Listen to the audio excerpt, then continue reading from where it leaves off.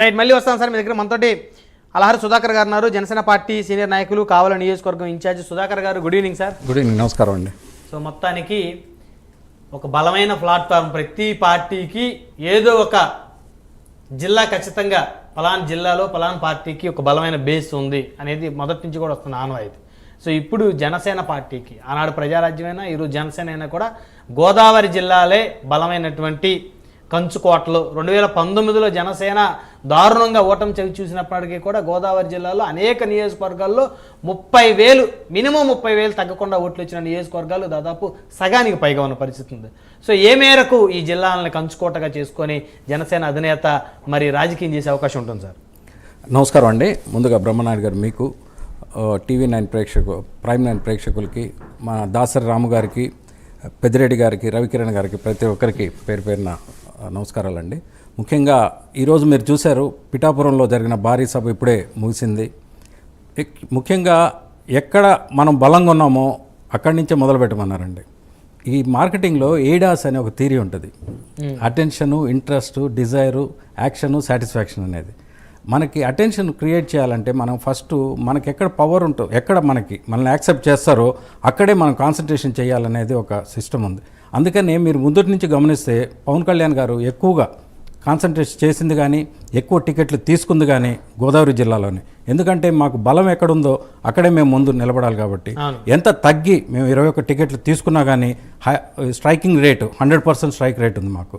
కానీ ఈరోజు గోదావరి జిల్లాలో ఇప్పటికీ ఒక దగ్గర నుంచి, ఇప్పుడు విశ్లేషకులు గారు చెప్పారు, రవికిరణ్ గారు చెప్పారు, ఒక దగ్గర ఎక్కడైతే మనం బలంగా ఉన్నామో అక్కడి నుంచే మొదలుపెట్టి వేరే ప్రదేశాలకి చిన్నగా వ్యాప్తి చెందాల్సిన అవసరం మనకుంది.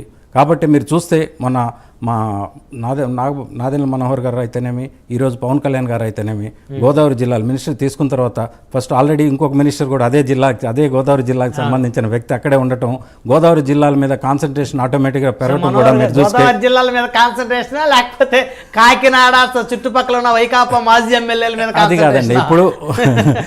ఇప్పుడు కాకినాడ గారి మీద కాన్సన్ట్రేషన్ తోటి నాదెండ్ల మనోహర్ గారు కాకినాడ వెళ్ళారని రకరకాలుగా పబ్లిక్ అంటే ఆయన వేరే శాఖలోకి వెళ్ళి ఏలుపెట్టి ద్వారంపూడి మీద కాన్సన్ట్రేషన్ చేయలేదు తెలుసుకుంటారు. అదేవిధంగా మీరు చూస్తే ఆయన తీసుకున్న తర్వాత వెంటనే తెనాల్లో కూడా వెంటనే అతను ఎమ్మెల్యే మినిస్టర్ రాకముందు కూడా తెనాల్లో వాళ్ళ మున్సిపల్ నల్లాలు అయితేనేమి ఏమైతేనేమి చేయటం జరిగింది. మొట్టమొదటిసారికి తెనాల్లో కూడా గోడౌన్లు పర్యవేక్షించి చెక్ చేసి అక్కడ వెయిట్ డిఫరెన్స్ వస్తే వాటిని కూడా సీజ్ చేయడం జరిగింది. అదే క్రమంలో నార్మల్గా వెళ్ళే విజిట్లో కాకినాడ కూడా వెళ్ళడం జరిగింది. ఒక మినిస్టర్ హోదాలో వెళ్ళారు. సర్ప్రైజింగ్ థింగ్ ఏంటంటే అన్ని కోట్ల ధాన్యం ఎక్స్పోర్ట్ చేస్తున్నారని ఆశ్చర్యకరమైన విషయం కదండి. దాని మీద చర్యలు ఎందుకు తీసుకోకూడదు? ద్వారంపూడి గారు చేస్తున్న సంగతి తెలిసిందే. అతని మీద కక్ష సాధించాలంటే ఒక్కసారిగా అందరు మినిస్టర్లు అక్కడ పడాల్సిందే. తొడగొట్టారు, ఓడించి పంపించేస్తాను. ద్వారంపూడి మీద కూడా తొడగొట్టారు. ద్వారంపూడి గారు ఈ రోజుతో మీకు అంతం మొదలైపోయింది కళ్యాణ్ గారు చెప్పారు. కానీ అది ఎలక్షన్లో భాగంగా చెప్పడమే తప్ప అదేదో కక్ష సాధింపు చర్యలు లాగా ఏమి ఉండవండి. ఎవరు చేసిన పాపాన్ని వాళ్ళు అనుభవించక తప్పదు. పవన్ కళ్యాణ్ గారు ఎప్పుడు చెప్తుంటారు, యద్భావం తద్భావత్ అనేసి. ఎప్పుడు దోచుకోవడం చూస్తే మాత్రం దాచుకోవడం కుదరదు ఈ ప్రభుత్వంలో. కానీ పవన్ కళ్యాణ్ గారు మీరు చూస్తూ ఉన్నారు, ఎక్కువగా సీట్లు మేము తీసుకుంది అక్కడే, మోర్ దెన్ 11 అనుకుంటా, ఇఫ్ ఐఎమ్ నాట్ రాంగ్. మొత్తం గోదావరి జిల్లాల్లో జనసేన తరపున అత్యధిక మెజారిటీతో. మళ్ళీ నేను చెప్తున్నాను, ఈ విధమైన మెజారిటీ మళ్ళీ నా భూతో నా భవిష్యత్తు మళ్ళీ వస్తుందని కూడా నేను అనుకోను, ఇంత మెజారిటీ. కాకపోతే చిన్నగా రాబోయే రోజుల్లో, ఇందాకే మీటింగ్లో నేను చూశానండి, పవన్ కళ్యాణ్ గారి స్పీచ్లో ఏ కార్యక్రమాలు చేయదలుచుకున్నారో చాలా క్లియర్గా చెప్పారు. పవన్ కళ్యాణ్ గారు రోడ్లు అయితేనేమి, రైల్వే ఓవర్ బ్రిడ్జ్ అయితేనేమి, ఏదైతేనేమి, తర్వాత సముద్రపు కోతకి గురవుతున్న దాన్ని బ్యూటిఫుల్ కారిడార్గా తయారు చేస్తానని అయితేనేమి. కానీ మీరు గమనిస్తే పవన్ కళ్యాణ్ గారు ఏదో మాట వరుసగా చెప్పే మాటలు కాదండి. మీరు ఫ్లాష్ బ్యాక్ వెళ్ళినా కానీ పవన్ కళ్యాణ్ గారు ఏదైతే చేస్తారు. నాకు డౌట్, సుధాకర్ గారు, ద్వారంపూడి చంద్రశేఖర్ రెడ్డి గారు గతంలో పవన్ కళ్యాణ్ గారు మీ తాతని ఏ విధంగా బేడీలేసి అప్పుడు ప్రభుత్వాలు నడిపించాయో నిన్ను కూడా బేడీలేసి నడిపిస్తా అన్నారు. ఇప్పుడు అదేమన్నా అంటే అదే సినిమా చెప్పించేస్తారన్నారు కాబట్టి నేను అడిగాను మిమ్మల్ని. అంటే ఇప్పుడు అది ఫ్లోలో ఒక డైలాగ్ చెప్పడం కానీ నిజంగా ఈయనేం పోలీసు హోమ్ డిపార్ట్మెంట్ కాదు, ఈయనేం కానిస్టేబుల్ కాదు, పోలీసు సిఐ ఎస్ఐ డిఎస్పీ కాదు జైలు పట్టుకు రాకపోవడానికి. లాకపోయే విధంగా అతను చేసుకున్న కర్మని అతను అనుభవించక తప్పదు.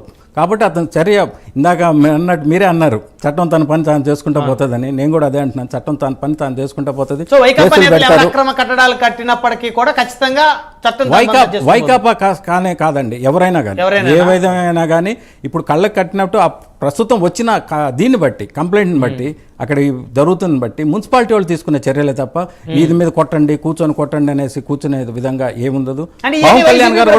పవన్ కళ్యాణ్ గారు మీరు చూస్తే గెలిచిన తర్వాత కక్ష సాధింపు చర్యలు తీసుకోము అని కూడా పర్టికులర్గా చెప్పడం జరిగింది. మీరు కావాలంటే పాత గెలిచిన వెంటనే చెప్పడం జరిగింది. మనం కక్ష చర్యలు తీసుకోవడం కాదు, చట్టపరంగా కానీ వాళ్ళు శిక్షార్హులు ఎవరిని ఉంటే శిక్ష అనుభవిస్తారనేసి అన్నారే తప్ప పక్ష చర్యలు తీసుకుదలుచుకుంటే ఇప్పుడే మొదలు పెట్టేసేవాళ్ళు కదండి. అందరినీ తీసుకెళ్లి జైలు గేయటం, కేసులు పెట్టడం అన్నీ చేసేవాళ్ళు. అవన్నీ చేయట్లేదు.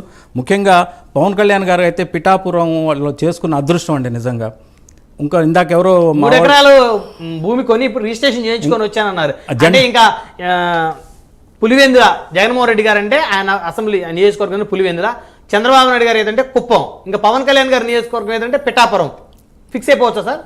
అంటే పర్మనెంట్ పిఠాపురం వాళ్ళకి ప్రామిస్ చేశారు కదండి.